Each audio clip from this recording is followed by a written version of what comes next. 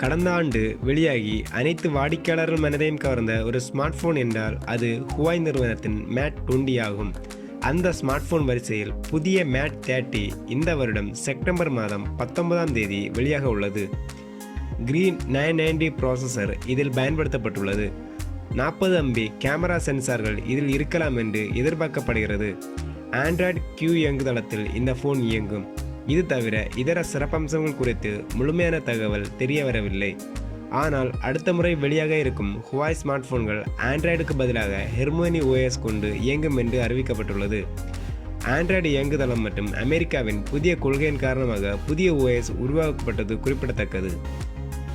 இந்த OS தற்போதைக்கு smart டிவிகள், smart டிஸ்பிளேகள் மற்றும் லேப்டாப்புகளில் பயன்படுத்த திட்டமிட்டுள்ளது.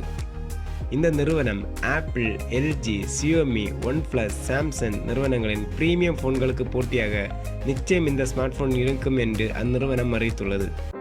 எமது தமிழ் டெக் டுடே அன்பு உள்ளங்களே, welcome to Tamil tech today. மறக்காம இந்த சேனலை சப்ஸ்கிரைப் பண்ணுங்க. அது மட்டும் இல்லைங்க, பக்கத்தில் இருக்க பெல் பட்டனையும் மறக்காம கிளிக் பண்ணிருங்க. தினம் தினம் புது புது அப்டேட் உங்களுக்காக நமது தமிழ் டெக் டுடே.